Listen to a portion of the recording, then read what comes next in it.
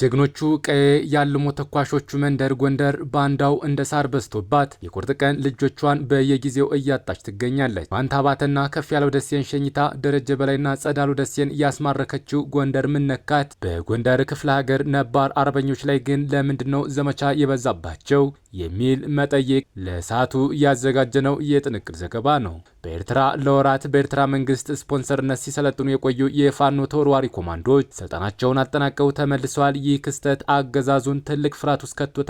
ሙሉ መረጃውን ይዘናል። ጠላትን ታርጌት ያደረገው የቦምብ ጥቃት ተፈጽሟል።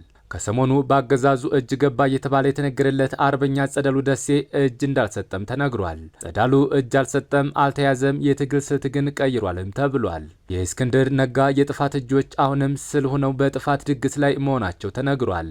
ከአገዛዙ የድሮና የሜካናይዝድ ጦር ሽፋን እየተሰጠው የገዛ ወንድሞቹን የሚያሳድደው የእስክንድር ቡድን አሁንም ሌላ ጥፋት ደግሷል። የሶማሌ ክልል ፕሬዝዳንት አቶ ሙስጠፌ ሙሐመድ ከፋኖ ጋር በተያያዘ ከሀገር እንዳይወጡ መከልከላቸው ተሰምቷል። እስከ መጨረሻው ድረስ አብራችሁ ስትቆዩ እነዚህና ሌሎች ያልተሰሙ መረጃዎችን በዝርዝር እናስደምጣችኋለን። ሰላም ጤና ይስጥልን ክቡራትና ክቡራን በዓለም ዳርቻው ለምትገኙ የቻናላችን ቤተሰቦች እነሆ ለሰዓቱ ያዘጋጀናቸው የተለያዩ መረጃዎች ወደ እናንተ የምናደርስበት ሰዓት ላይ እንገኛለን። ሚዲያችን ተደራሽነት እንዲበዛ ቪዲዮ ላይክ፣ ቻናሉ ሰብስክራይብ እና ሸር እንዲሁም ኮሜንት መስጫ ሳጥን ድል ለአማራ ፋኖ የሚል አስተያየት እያስቀመጣችሁ አብራችሁን ሆኖ እነሆ ወደ መረጃችን ገባን። የጀግኖቹ ቀዬ ያልሞ ተኳሾቹ መንደር ጎንደር ባንዳው እንደ ሳር በዝቶባት የቁርጥ ቀን ልጆቿን በየጊዜው እያጣች ትገኛለች። ዋንታ አባተና ከፍ ያለው ደሴን ሸኝታ ደረጀ በላይና ጸዳሉ ደሴን ያስማረከችው ጎንደር ምነካት? በጎንደር ክፍለ ሀገር ነባር አርበኞች ላይ ግን ለምንድነው ዘመቻ የበዘባቸው? አርበኛ ውባንታ አባተን የመሰለ ጀግና መሪ የተሰዋባት፣ አርበኛ ከፍ ያለው ደሴን የመሰለ የጦር አባት የተሰዋባት፣ አርበኛ ኮሎኔል ታደሰ ሸቴን የመሰለ የክላሽ ወንድም የተሰዋባት፣ አርበኛ ተሾመ አባው፣ አርበኛ ጸዳሉ ደሴ፣ አርበኛ ደረጀ በላይ፣ አርበኛ ሰለሞን አጠናው ወዘተ ደግሞ ተማርከዋል የተባሉበት ታሪካዊት ከተማ ምን አጋጠማት? በህይወት ያሉትን እንኳን ብንወስድ እውነት ከአርበኛ ተሾመ አባው፣ ከአርበኛ ጸዳሉ ደሴ፣ ራስ ደረጀ በላይ፣ አርበኛ ሰለሞን አጠናው ወዘተ በላይ በአማራ ምድር ጠላቶቻችን የታገሉ ጀግኖች አሉን? እውነት በእነዚህ አርበኞች ላይ የሚደረግ ሸፍጥ የአማራን ትግል ወደፊት ይወስዳልን? ዛሬ ላይ ወንድሞችን እንደ ውሻ ከበህ እየገደልክ ነገ ላይ ከጎንህ አብሮ የሚሰለፍ ስታጣ የእነሱን ጥቅም ያኔ ይገባሃል። እኔ ይህ ጉዳይ ቆም ተብሎ ካልታሰበበት በስተቀር እጅግ አጥፊ መንገድ ነው ብዬ አምናለሁ ይላል የመረጃ ምንጫችን። በአርበኛ ተሾመ ላይ፣ በአርበኛ ራስ ደረጀ፣ በአርበኛ ሰለሞን ወዘተ ላይ የሚደረገው ሴራ ካልቆመ ትግሉ ላይመለስ ይከስማል። መከባበር ከሌለ አብረን እንደምንጠፋ ይታወቅልን ሲል ያጠቃልላል። ተያዘ ዜና ከሰሞኑ በአገዛዙ እጅ ገባ እየተባለ የተነገረለት አርበኛ ጸዳሉ ደሴ እጅ እንዳልሰጠ እየተነገረ ይገኛል። ጸዳሉ እጅ አልሰጠም፣ አልተያዘምም፣ የትግል ስልት ግን ቀይሯል። ጸዳሉ ደሴ ደፋር ተዋጊ፣ ፖለቲካ የማያውቅ ቅን ወንድም ነው። ይህንን ስርዓት ለመፋለም አቅዶም ይሁን በታቀደላቸው መንገድ ዘውጉ ብለው ገብተው መሳሪያ ካነሱት የነጠሩ ተዋጊዎች መካከል አንዱ ጸዳሉ ደሴ ነው። በተለይም በደቡብ ጎንደር ቀጠና የነበረውን ለ2 ዓመት ገደማ የዘለቀውን ውጊያ ከመሩት አንዱና ተኩሶ አይስትም የሚባለው ጸዳሉ ነው። ጸዳሉ 2 ጥይት ቢተኩስ ሁለቱም ግንባር ብቻ ይመታሉ እያሉ ይገልጹታል። እኔ ውጊያ እንጂ ፖለቲካ አላውቅም በሚለው ንግግሩ የሚታወቀው ጸዳሉ ደሴ ሳይገባቸው በርካታ ጥፋት ካጠፉት ውስጥ ከፊት መስመር የሚሰለፍ ነው። ስርዓቱን መዋጋቱን እንጂ ከዚህ በስተጀርባ ስላለው ነገር ምንም አያውቅም ነበር። ውባንታ አባተን የመሰለ የዘመን ጀግና ሲገደል እንኳን ፖለቲካ ምን እንደሆነ የማይገባው ሰው ነበር። ጸዳሉ ማለት በተለይም የመጀመሪያውን የፋኖ መጀመሪያ ወግ ባህር ዳርን በመቆጣጠር ውጊያውን የመራ በኋላም በደቡብ ጎንደር ዞን ደራ፣ ፎገራ፣ ፋርጣ የተመሩ ወታደራዊ አውደ ውጊያዎች የመራ ሰው ነው። የክልሉ ምክር ቤት የህግና ፍትህ ቋሚ ኮሚቴ ሰብሳቢ አቶ ወርቅነህ እንደግን ጨምሮ ብዙዎች በጸዳሉ እጅ ወድቀዋል። እርግጥ ትግል ብሎ ስለወጣ ከእርሱ ተቃራኒ ናቸው ብሎ ያመናቸው ሰዎች ላይ ምንም አይነት ምሕረት አልነበረውም። በጀግና ተዋጊነቱ እንጂ በጀግና ፖለቲከኛነቱ የማይታወቀው ጸዳሉ አልፎ የሌሎች ፍላጎት ያላቸው መጠቀሚያ ሆኖም ነበር። የጸዳሉ ትግል መተኮስ፣ መግደል ብቻ ነበር። ዙሪያ ገባውን አይም ይህ ጉዳይ የጸጸተው ይመስላል። ጸዳሉ ነገሮች በትንሹ በትንሹም ቢሆኑ እየተገለጡለት የመጡት በቀኝ እጁ ከፍ ያለው ደሴ ላይ ይደረግ በነበረው ዘመቻና በኋላም በእርሱ ግድያ ነው። ከፌ ከተሰዋ በኋላ አንድ ውይይት ላይ የተናገረውን ነገር ሰዎች ሲያዘዋውሩ ሰምተን ነው ነበር። ጸዳሉ ንዴት፣ እልህና በቀል ይነበብበት ነበር። ከፌ ወንድሞቹ በሚላቸው ከተሰዋ በኋላ ከፌን የበላ ትግል ለማንም አይሆንም፣ እኔም ስራዬ የከፌን ገዳዮች መበቀል፣ ደም መመለስ ነው የሚል ንግግር ነው ጸዳሉ ይናገር የነበረው። ከከፌ ግድያ በኋላ ባለፈው ሳምንት አማካሪው፣ ትናንት ደግሞ ታናሽ ወንድሙ በፋኖች ተገድለውበታል።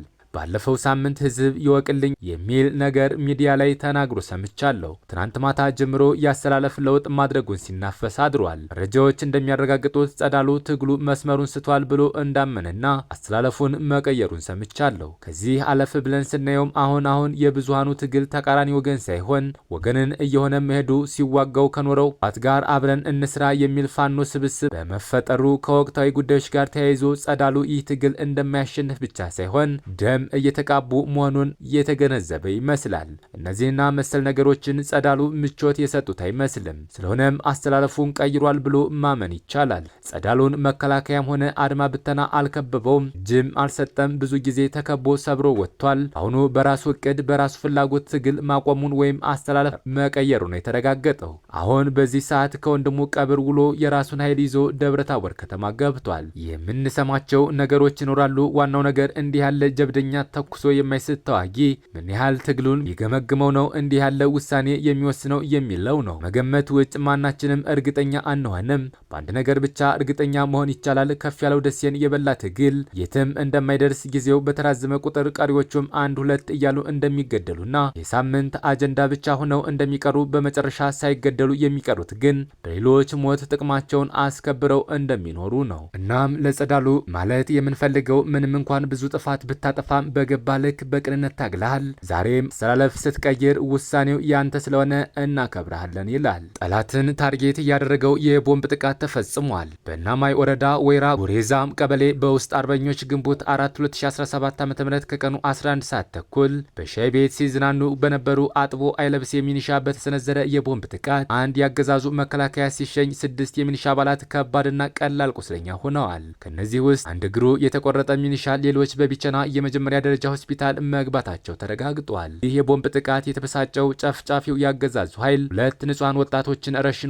ከዚህ ጋር ተያይዞ በንጹሃን ወንድሞቻችን ጠላት ባደረሰው ጉዳት መላው ማህበረሰባችን ከባድ ሀዘን ላይ መሆኑን አረጋግጠናል። በ8ኛ በላይ ዘለቀ ክፍለ ጦር ስር የምትገኙ በከተማም ይሁን በአንዳንድ የገጠር ቀበሌዎች ያላችሁ የማህበረሰባችን በሙሉ ጠላት ይዞት በሚገኙ ቦታዎች ስር ያሉ ብርጌዶች በጠላት ላይ ታርጌት ያደረጉ የቦምብ ጥቃት ሊፈጸም ስለሚችሉ ከጠላት ጋር ምንም አይነት እንቅስቃሴ የሚሆን አብሮ በመቀመጥ አብሮ መጠቀም በሚፈጠረው ክስተት ኃላፊነት ራሳችሁ የምትወስዱ መሆኑን እናሳስባለን ብሏል። በሌላ ዜና የእስክንድር ነጋ የጥፋት እጆች አሁንም ስል ሆነው በጥፋት ድግስ ላይ መሆናቸው ተነግሯል። ካገዛዙ የድሮና የሜካናይዝድ ጦር ሽፋን እየተሰጠው የገዛ ወንድሞቹን የሚያሳድደው የእስክንድር ቡድን አሁንም ሌላ ጥፋት ደግሷል። የአማራ ፋኖ ብሔራዊ ኃይል የአማራ ፋኖ በሸዋ ግዙፍ ከስም ክፍለ ጦር ላይ በሚቀጥሉት ሳምንታት አፋድ የተባለው የእስክንድር ነጋ ድርጅት ጦርነት እንደሚከፍት ታማኝ ምንጭ ያገኘነው መረጃ ያመላክታል። በዚህም ከሚሳተፉ ክፍለ ጦሮች መካከል በዋናነት ራምቦና ተሰማ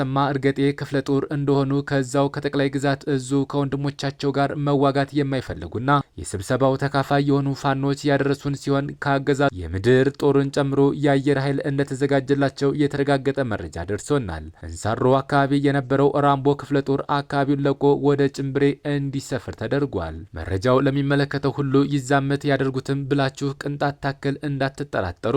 ከስምን ከበተን ሸዋን ሙሉ ለሙሉ እንቆጣጠራለን፣ ስጋታችን ከስም ነው ብለዋል። አገዛዙ ጋር በተጠናከረ ኃይል ነው የሚመጡት። በኤርትራ ለወራት በኤርትራ መንግስት ስፖንሰርነት ሲሰለጥኑ የቆዩ የፋኖ ተወርዋሪ ኮማንዶች ስልጠናቸውን አጠናቀው ተመልሰዋል። እውነትን አምኖ ለድሉ ፍጻሜ ፈጣሪ ለምኖ የዘመናት የአማራን ጥያቄዎችን አንግቦ የህይወት ዋጋ ከፍሎ ትውልድ ለማዳን ብርዱን፣ ቁሩን፣ ራብ፣ ጥሙን፣ ውሸት፣ ሴራውን ሁሉ ተቋቁሞ ዱርቤቴ ድል ነጻነት በማለት ያገዛዙ ኃይል እንደ ቅጠል እየረገፈ ሞት የተፈረደበትን አማራ በህይወት ይኖር ዘንድ እየታገለ የሚገኘው የአማራ ፋኖ እውነት አሸናፊ ናትና እውነት ወዳዶች ሁሉ ከፋኖ ጎን እየተሰለፉ ዓለምን ጉድ እያስባሉ ይገኛሉ። ከጫጉላ ሽርሽር ወጥቶ ዓላማውን ድብቅ ማንነቱን ሲረዳ አብይ ጠላቴ ፋኖ ማንነት ያለው ፕሬዝዳንት ኢሳያስ አፈወርቂም ዛሬ የአማራ ደም መላሽ በመሆን ብቅ ብሏል። ወትሮም በአማራ ጉዳይ አይደራደሩም፣ ለአማራ ያላቸው ፍቅር የሚገዙትን ህዝብ ያህል ነው በመባል የሚታሙት ኢሳያስም ከእውነት ጎን ቆመው የአማራ ፋኖን ለማሰልጠን በሙሉ ፍላጎት ቃል ገብተው በብቃት በሙሉ ስፖንሰርነት ተወርዋሪ ኮማንዶ የፋኖ አባላትን አሰልጥኖ ለበለጠ ግዳጅና ተልዕኮ ወደ አማራ ክልል ልኳቸዋል። ኮማንዶ አባላቱ በስነልቦናም በውጊያም ታክቲክም በአቅምም እጅግ ብቁ ነው እንደወጡ የተሰማ ሲሆን የፋኖ አመራሮችም የኢሳያስ መንግስት ስላደረገው ትብብር ምስጋናቸውን ልከዋል። የሶማሌ ክልል ፕሬዚዳንት አቶ ሙስጠፌ መሐመድ ከፋኖ ጋር በተያያዘ ከሀገር እንዳይወጡ መከልከላቸው ተሰምቷል። በረብጣ ዶላር ጉቦ ታላቋን ሶማሊያ ለመገንባት ነው በትረ ስልጣናቸውን የተቆናጠጡት እየተባሉ የሚታሙትና ክትትል የሚያስፈልገው ከፍተኛ የሆነ ህመም ተጠቂ እንደሆኑ የሚነገርላቸው የሶማሌ እርሰ መስተዳድር አቶ ሙስጠፌ መሐመድ ለሕክምናም ይሁን ለስራ ጉዳይ ወደ ባህር ማዶ መሻገር እንደማይችሉ በዛሬው ዕለት ተነግሯቸዋል ተብሏል። እንኳን ህዝቡ ሌላ ኢትዮጵያን ሲመለከት ሀበሻ ናቸው የሚል አመለካከት ቢኖረውምና እነሱም ኢትዮጵያዊ እንዳልሆኑ በብዙ መንገዶች ቢገልጹ ሶማሊያውያን ኢትዮጵያውያን ናቸው በሚል የረገጠ እውነታ ከብልጽግና ምክትል ፕሬዝዳንት እስከ ሚኒስተርነት ታላላቅ የአመራርነት ቦታቸውን ይዘዋል። አቶ ሙስጠፌ የሚያዩት የሚያስቧትና የተረዷት ኢትዮጵያ አሁን ላይ የለችም የሚለው የመረጃ ምንጫችን፣ እሳቸው ግን ለመወደድም ይሁን እውን ሀገር ወዳዱ ነው የሚለው በውል ባይታወቅም በተገኙበት መድረክና ለንግግር በተጋበዙበት አጋጣሚ ሁሉ ኢትዮጵያ ኢትዮጵያ ይላሉ ይላል። ግን ዛሬ ላይ ትናንት እንደዛ ያቀነቀሏት ኢትዮጵያ ወደ ውጭ ሀገር ሄደው ሕክምናቸውን እንኳን እንዲከታተሉ አልፈቀደችላቸውም። አቶ ሙስጠፌ ነውጠኛውንና የበርካታ ንጹሐን ነፍስ የቀጠፈው ፕሬዝዳንት አብዲ ኢሌን ክተው ነበር ወደ ርዕሰ መስተዳደርነት የመጡት። በትረ ስልጣን በተቆጣጠሩ ማግስት ድንቅ ኢትዮጵያዊ መሆናቸውን በአደባባይ የገለጡትና እኛ በላይ እያቀነቀነ ልወደድ ባይሆነ በሚል በአገዛዙ ሰዎች ጥርስ ውስጥ የገቡትም ያን ጀምሮ ነበር። እናም በተደጋጋሚ ከዘረኝነት በጸዳ አመለካከታቸው ክልሉንም ይሁን ሀገሪቱን ለማሳደግ በሚኳትኑበት ጊዜ የማይሸጥ በሽታ ይዟቸዋል። እዚህ ጊዜ በሀገር ውስጥም ሪፈር ከተጻፈላቸው በኋላ ለዓመታት በተደጋጋሚ ለውጭ ሀገር እየተመላለሱ ሕክምናቸውን ሲከታተሉ መቆየታቸው ይታወቃል። በዚህ የሕክምና ቆይታቸውን ወንድማቸው ተወካይ አድርገው በመሄድ ሲተቹ ሰነባብተዋል። ዛሬ ግን የተሰማው ጤናቸውን አገኙ ወይም መሰረተ ልማት ጎበኙ የሚል ብስራት አይደለም። ይልቁንም በሶማሌ የሚገኙ የታጠቁ ኃይሎች ከወራት በፊት ከአማራ ፋኖ ጋር ተሰልፈን እንዋጋለን ብለው መናገራቸውን እና የዚህ ድርጊት ጠንሳሽ አለፍ ሲልም አጋዥና አስተባባሪ ነህ በሚል የሕክምና ጉዞ በአገዛዙ መከልከላቸው እንደ አንድ የውስጥ አዋቂዎች መረጃ አስተያየትም ከሆነ ደግሞ ሰውየው በአማራውያን ዘንድ ይበልጡን ስለሚወደድና ስለሚከበር እንጂ ከፋኖ ጋር ግንኙነት የለውም ሲሉ ሀሳባቸውን ይሰነዝራሉ። ያም ሆነ ይህ አቶ ሙስጠፌ እስካሁን በዚህ ክልከላ ዙሪያ ያሉት ነገር የለም። በመጨረሻም አትሌት ትዕግስት ግርማ መታሰሯ ተሰምቷል። ከትናንት በስቲያ በተጠናቀቀው የኢትዮጵያ አትሌቲክስ ሻምፒዮና በ1500 ሜትር ክለቧን መቻልን በመወከል ሁለተኛ በመውጣት ውድድሯን ያጠናቀቀችው የመቻል ስፖርት ክለብ አትሌት ትዕግስት ግርማ ለቶኪዮ የዓለም አትሌቲክስ ሻምፒዮና ሚኒማ ለማምጣት ወደ ኳታር ዶሃ ዳይመንድ ሊግ በማቅናት ላይ እያለች ነው በቦሌ ዓለም አቀፍ አየር ማረፊያ ከክለቧ በተላለፈ ደብዳቤ መሰረት የታሰረችው። የመረጃ ምንጮቻችን እንደገለጹት የተያዘችበት ምክንያት አትሌቷ ከዚህ በፊት ክለቧን ሳታስፈቅድ ወደ አውሮፓ ውድድር በመሄዷ ምክንያት እንደሆነ የገለጹ ሲሆን ለምን ሳታስፈቅድ ሄደች የሚል ጥያቄ ጠይቄያቸው ነበር። ለተጠየቁት ጥያቄ ሲመልሱም አትሌቷ አሰልጣኟን ጠይቃ በቃል እንደፈቀደላት ውድድር ከተመለሰች በኋላ ጉዳዩ እንደታየና እንደተፈታላት የገለጹ ሲሆን ከመፈታቱ በፊት በተላለፈ ደብዳቤ ምክንያት ሊሆን እንደሚችል ለኢትዮ ዩራነድስ ገልጸዋል። ጉዳዩ የሚመለከታችሁ በሙሉ ከክለቧ ጋር በመነጋገር ችግሩን በመፍታት ለአትሌቷ መፍትሄ እንዲመጣና ወደ ውድድሯ እንድታቀና አስፈላጊውን ሁሉ ትብብር እንዲደረግላት በታላቅ አክብሮት እንጠይቃለን ብለዋል የአትሌቷ የቅርብ የሆኑ የመረጃ ምንጮቻችን። ክቡራትና ክቡራን የቻናላችን ቤተሰቦች ለሰዓቱ ያዘጋጀናቸው መረጃዎች እነዚህን ይመስሉ ነበር። በሌላ የመረጃ ሰዓታችን እስክንገናኝ ድረስ የዩቲዩብ ቻናላችን ሰብስክራይብ፣ ሸር እንደዚሁም ላይክ እያደርጋችሁ ጠብቁን። ቸር እያገናኘን መልካም ቆይታ